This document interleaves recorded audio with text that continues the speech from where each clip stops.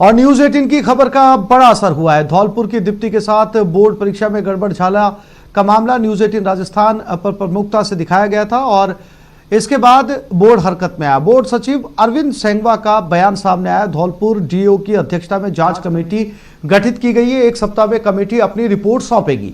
प्रारंभिक रूप से मामला संदिग्ध पाया गया है। छात्रा के हितों की अनदेखी नहीं होगी और दोषियों के खिलाफ सख्त कार्रवाई की जाएगी। तो धौलपुर डीओ की अध्यक्षता में एक जांच कमेटी गठित की गई है। न्यूज 18 राजस्थान ने इस खबर को प्रमुखता से उठाया था और एक सप्ताह में यह कमेटी अपनी रिपोर्ट पेश करेगी। हालांकि इस कमेटी को शुरुआती तौर पर यह पूरा मामला संदिग्ध पाया गया है और इसी को आधार बनाकर अब जांच की जाएगी।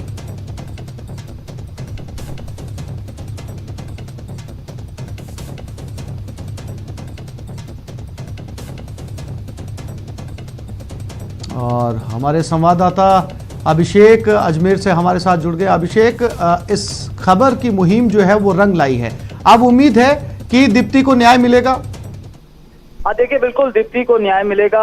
हमारे धौलपुर संवाददाता राकेश सिंगल की इस रिपोर्ट के बाद बोर्ड प्रशासन हरकत में आया है और शुक्रवार को उन्होंने इस पूरे मामले की जांच के आदेश दे दिए हैं। प्राइमा फेसी इस पूरे मामले को गड़बड़ झाला और संदिग्ध मानते हुए जो धौलपुर के जिला शिक्षा अधिकारी हैं उनकी अध्यक्षता में एक कमेटी बनाई गई है और स्पष्ट रूप से ये कहा गया है बोर्ड की ओर से डीओ धौलपुर को कि एक सप्ताह के भीतर यानी कि अब जो सप्ताह आने वाला है उस सप्ताह के अंदर इस रिपोर्ट को बोर्ड को प्रेषित करे और उस रिपोर्ट के आधार पर बोर्ड जो है उचित कार्रवाई करेगा। बोर्ड के सचिव अरविंद सेंगवा ने स्पष्ट तौर पर कहा है कि जो छात्रा है दीप्ति, इसके हितों के साथ किसी तरह का कुठाराघात नहीं किया जाएगा और साथ ही साथ जो ये गलती निकल कर सामने आई है, इस गलती में जो भी दोषी पाया जाएगा उसके खिलाफ सख्त कार्रवाई की अनुशंसा राज्य सरकार से की जाएगी। देखिए, ये जो पूरा प्रकरण हुआ है इसमें प्राइमा फेसी जो समझ में आता है, जो प्रणाली रही है बोर्ड की परीक्षाओं को कंडक्ट कराने की, उसमें ये जो गलती हुई है, ये परीक्षा केंद्र से संग्रहण केंद्र पर जब उत्तर पुस्तिका जाती है उस दौरान ये गलती जो है कहीं ना कहीं निकल के आई है और इसी के आधार पर अब इस पूरी जांच को डीओ धौलपुर किस तरीके से कंडक्ट करते हैं वो देखने वाली बात होगी। लेकिन बोर्ड ने स्पष्ट रूप से कह दिया है कि जो मेधावी छात्रा है दीप्ति, जिसके बाकी अन्य विषयों में 90% से ज्यादा अंक आए, उसके हितों के साथ किसी तरह का कुठाराघात नहीं होगा और इसीलिए इस पूरे मामले की तत्काल प्रभाव से जांच कमेटी बनाकर जल्द से जल्द इस रिपोर्ट को तलब किया गया है। जी अभिजीत, तमाम जानकारी के लिए आपका धन्यवाद। हमारे संवाददाता अभिजीत दवे अजमेर से बता रहे थे कि इस पूरे मामले की जांच की जाएगी और पूरी उम्मीद है कि इस जांच में जो कमेटी गठित की गई है उससे दीप्ति को न्याय जरूर मिलेगा।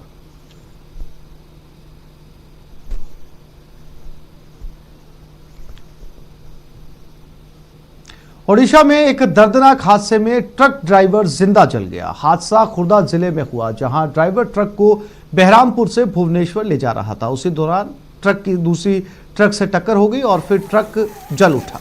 फायर ब्रिगेड की टीम ने मौके पर आग पर काबू जरूर पा लिया, हालांकि ड्राइवर को नहीं बचाया जा सका। इस हादसे में ट्रक में मौजूद हेल्पर की भी जान चली गई। हेल्पर घायल है और उसे अस्पताल में भर्ती करवाया गया है। इसमें दूसरे ट्रक के अंदर जो हेल्पर था वो उसे अस्पताल में भर्ती करवा दिया गया है।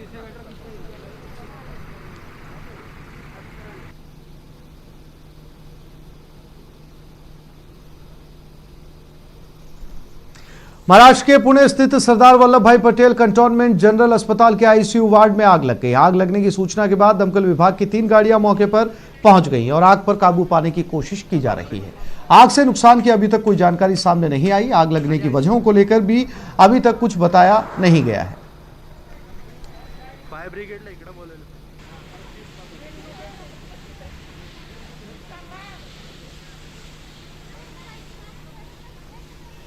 श्रीलंका के पूर्वी तट के पास तेल टैंकर में आग लगने के बाद से रेस्क्यू जारी है। अब तक 22 लोगों को बचा लिया गया है, जबकि चालक दल का एक सदस्य लापता है। इंडियन कोस्ट गार्ड और नौसेना की टीम इस जहाज को बचाने में जुटी है। फिलहाल तेल टैंकर को टो करके श्रीलंकाई तट से 70 किलोमीटर दूर लाया जा चुका है। बता दें कि 2,70,000 टन तेल से भरे श्रीलंकाई crude carrier MT New Diamond में गुरुवार को आग लग गई थी। आग तब लगी जब जहाज समुद्र के बीचों बीच था। हादसा श्रीलंका समुद्री तट से 32 मील दूर पूर्व की ओर हुआ था।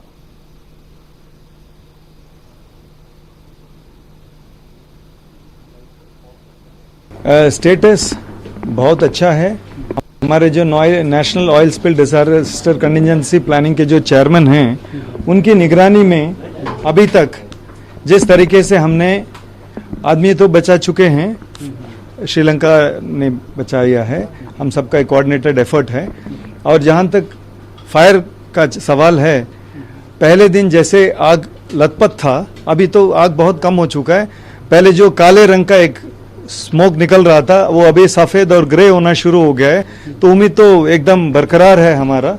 और कब एग्जैक्टली ख़त्म होगा, कितना तेल अंदर बचा हुआ है, वो हमें एग्जैक्ट अनुमान नहीं है। वो ग्रीक मास्टर ये बोल रहे हैं कि हो सकता है जितना जल्दी हो सके वो अगर बंद हो गया तो जीत हो ही गई। और अब बात शहर शहर संग्राम की, जहां अलग अलग जगहों पर लोगों ने अलग अलग मुद्दों को लेकर हंगामा किया। स्क्रीन पर आप 3 तस्वीरें देख सकते हैं। पहली तस्वीर जोधपुर की है, जहां पेंशन को लेकर रिटायर्ड कर्मचारियों ने हंगामा किया। दूसरी तस्वीर दौसा और अजमेर की है, जहां बिजली कर्मियों पर लोगों का आक्रोश देखने को मिला। और तीसरी तस्वीर झुंझुनू की है, जहां लॉकडाउन की गाइडलाइंस के खिलाफ लोग सड़कों पर उतरे।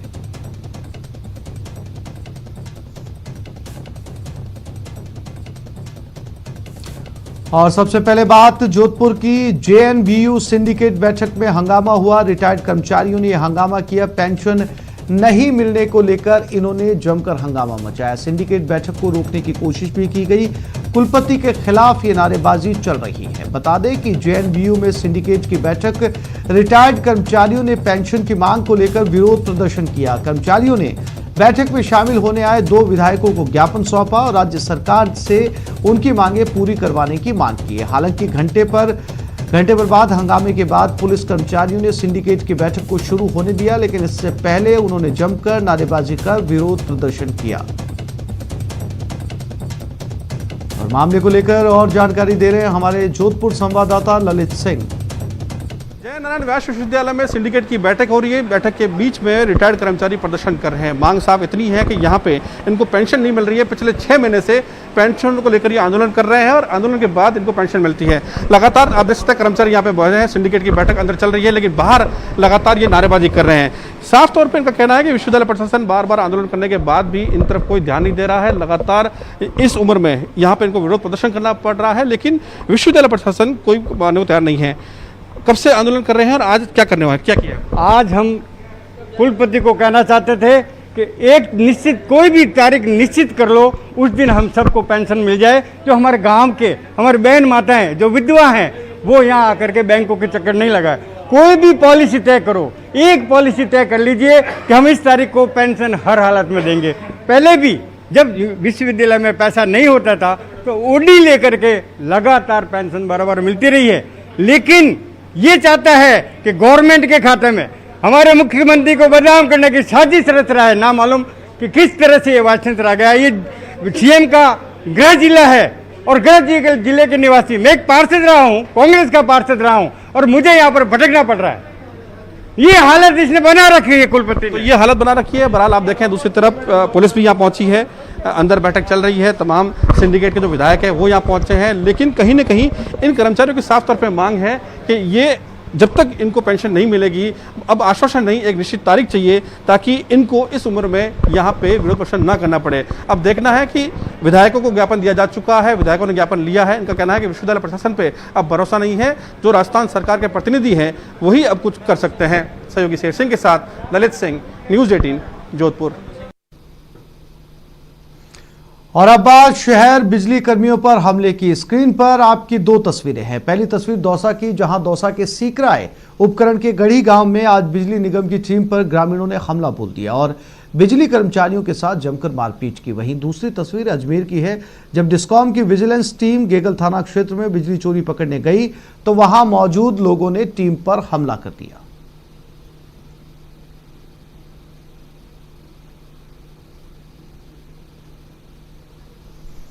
और ईडी की जयपुर ब्रांच की बड़ी कार्रवाई सामने आई। इंडियन नर्सिंग काउंसिल के पूर्व सदस्य महेश चंद्र शर्मा को गिरफ्तार कर लिया गया। मनी लॉन्ड्रिंग एक्ट के तहत महेश चंद्र शर्मा गिरफ्तार हुए। महेश चंद्र के बेटे को भी ईडी ने गिरफ्तार कर लिया। सरकारी पद का दुरुपयोग और भ्रष्टाचार का आरोप, करीब 372% ज्यादा संपत्ति सामने आई है। करीब 10 करोड़ 60 लाख की अवैध नकदी के बारे में भी जानकारी मिली थी। कई बेनामी संपत्तियां ईडी के सर्च ऑपरेशन में सामने आई थी। दोनों को कोर्ट में पेश करने के बाद ईडी को 10 दिनों की कस्टडी मिली है।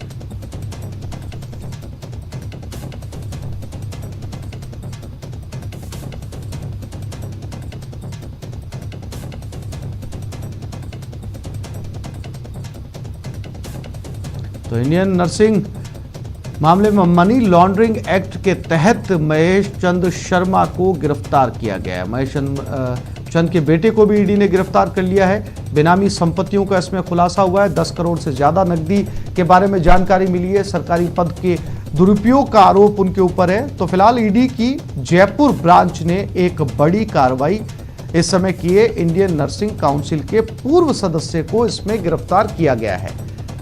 पूरा एक्ट मनी लॉन्ड्रिंग एक्ट के तहत यह कार्रवाई की गई है। इसमें महेश चंद और महेश चंद के बेटे दोनों को ईडी ने गिरफ्तार किया है। इन पर सरकारी पद का दुरुपयोग और भ्रष्टाचार के गंभीर आरोप लगे हैं।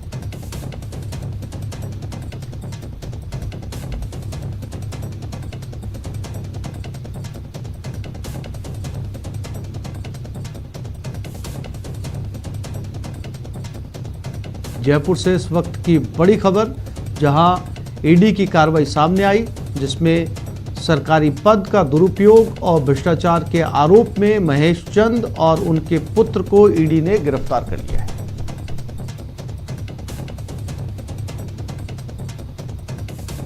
हमारे संवाददाता राकेश शर्मा हमारे साथ फोन लाइन पर जुड़ गए हैं, उनसे ज्यादा जानकारी लेते हैं। राकेश, क्या था ये पूरा मामला? देखिए आसिफ, ये जो मामला बेहद जो बड़े भ्रष्टाचार का सरकारी पद के दुरुपयोग का है मामला। एसीबी ने सबसे पहले जो महेश चंद शर्मा है इसके खिलाफ जो कार्रवाई की थी, 5 लाख रुपए की रिश्वत देते इसको गिरफ्तार किया था। उसके बाद जब इसकी जांच हुई तो 372% से ज्यादा इसकी संपत्तियां सामने आई थी।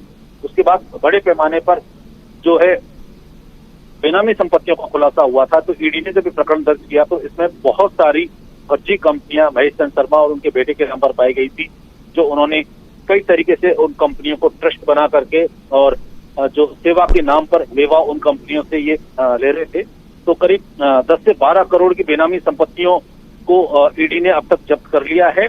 और बहुत बड़े पैमाने पर जो इनकी संपत्तियां हैं, जो जमीनें हैं, प्लॉट हैं, कमर्शियल जो लैंड्स हैं, उनकी जांच अभी भी जारी है। तो चूंकि दोनों के खिलाफ ये जब साबित हो गया तो कि इन्होंने जो कंपनियां हैं उनमें बहुत बड़े पैमाने पर मनी लॉन्ड्रिंग की है, तो ईडी ने prevention of money laundering act के तहत इनके खिलाफ मुकदमा दर्ज किया था और उसी में इनकी गिरफ्तारी हुई है। क्योंकि अब इस गिरफ्तारी के बाद इनके जो तार जुड़े हुए थे, इनकी जो संपत्तियां हैं, उन तमाम पहलुओं की अब जांच होगी और इनमें इनके परिजनों के साथ कई और लोगों की मुश्किलें बढ़ सकती है। जी राकेश, तमाम जानकारी के लिए आपका बहुत धन्यवाद। हमारे संवाददाता राकेश शर्मा जानकारी दे रहे थे ईडी की कार्रवाई पर।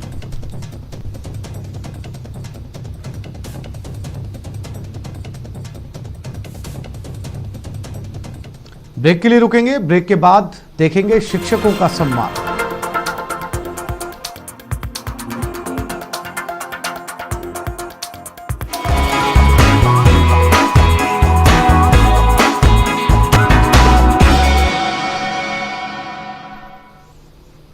ब्रेक के बाद आगे बढ़ते हैं। शिक्षक दिवस के मौके पर राष्ट्रपति रामनाथ कोविंद ने देश भर के 47 शिक्षकों को राष्ट्रीय पुरस्कार से सम्मानित किया।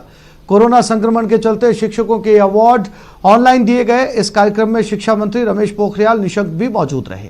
राष्ट्रपति ने शिक्षक दिवस के मौके पर कहा कि शिक्षकों का आदर करना भारतीय शिक्षा पद्धति का हिस्सा है। आज सभी शिक्षकों की प्रतिबद्धता, समर्पण और उत्कृष्ट योगदान के प्रति हम अपना आभार व्यक्त करते हैं। शिक्षा जगत में डॉक्टर राधाकृष्णन की सेवाएं व अमूल्य योगदान हम सबके लिए, विशेषकर आप सभी शिक्षकों के लिए अनुकरणीय है। आज के दिन मैं अपने अध्यापकों और सभी गुरुओं को भी नमन करता हूं। शिक्षकों के स्नेह और मार्गदर्शन के बल पर ही मैं अपनी जीवन यात्रा में यहां तक पहुंच सका हूं।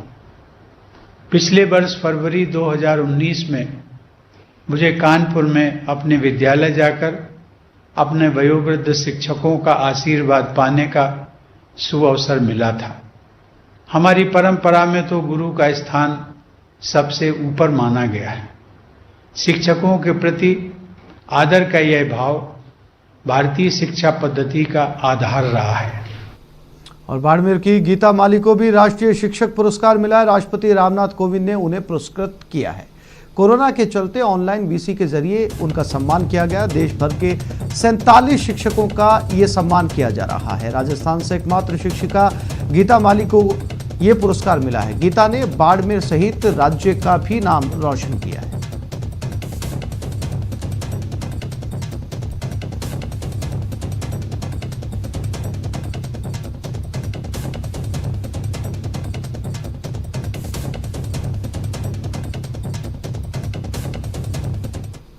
शिक्षक दिवस के मौके पर अब बात एक ऐसे शिक्षक की जिनकी 12 सालों की तपस्या पूरी हुई है।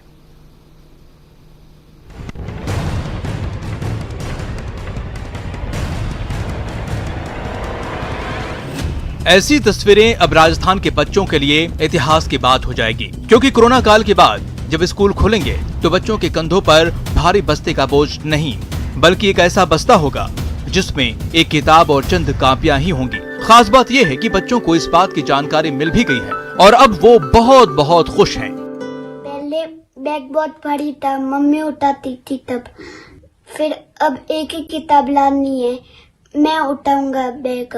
अब हमें ये भारी बैग नहीं लेके जाना होगा। अब हमें ये इसमें लगभग 20 से 25 बुकें आती है, जिससे हम बहुत परेशान हो जाते हैं। अब हमें सिर्फ एक ही बुक लेके जानी होगी, जिसमें सर्व ज्ञान हमें मिलेगा। इन बच्चों की आंखों की इस चमक के पीछे हैं जालौर के शिक्षक संदीप जोशी। संदीप जोशी पिछले 12 साल से इस कोशिश में लगे थे कि बच्चों का बोझ हल्का हो सके, और अब जाकर उनकी कोशिशें कामयाब हुई हैं। बस्ता इतना भारी हो गया था कि बच्चे उठा नहीं सकते थे और ट्रॉली बैग के रूप में ले जाते थे। प्रेरणा यहीं से मिली, इस बोझ को कम किया जाना चाहिए, और 2008 में इसके लिए प्रयत्न करना शुरू किया था। वर्ष 2008 में पाठ्य पुस्तकों में नया मॉडल विषय आधारित की बजाय पाठ्य पुस्तकें महा आधारित हो जाए, महीने की किताब बनाई जाए, और जिस महीने में जितना विषय पढ़ाना है उसको एक ही किताब में जोड़ते हुए कुछ मॉडल पुस्तकें बनाकर सरकार के सामने रखी थी। और आज ये बहुत ऐतिहासिक अवसर है जब राजस्थान सरकार ने उस योजना को राजस्थान में प्राथमिक शिक्षा के लिए लागू किया है। संदीप जोशी की जो मेहनत रंग लाई है, उसके मुताबिक पहली कक्षा से 5वीं तक कम हुआ बस्ते का बोझ। बस्ते में अब 12 नहीं, महज 3 महीने का होगा सिलेबस। अलग अलग किताबों की जगह महज एक किताब। आसान शब्दों में कहें तो 12 महीने के सिलेबस को 3-3 महीने के सिलेबस में 4 भागों में बांटा गया है, और सभी विषयों के पाठ्यक्रम को एक ही किताब में शामिल किया गया है। बस्ते का बोझ न सिर्फ कम ही किया गया, बल्कि वजन भी तय किया गया है। मसलन कक्षा 1 के बच्चों का बस्ता 400 से 500 ग्राम का होगा, कक्षा 2 के बच्चों का बस्ता 400 से 650 ग्राम का होगा, कक्षा 3 के बच्चों का बस्ता 500 से 850 ग्राम का होगा, कक्षा 4 के बच्चों का बस्ता 500 से 950 ग्राम का होगा, और कक्षा 5 के बच्चों का बस्ता 500 से 1000 ग्राम का होगा। बस्ते का बोझ कम करने के लिए साल भर पहले पायलट प्रोजेक्ट्स शुरू किया गया था, जिसके इस बुलेटिन में फिलहाल इतना ही। नमस्कार।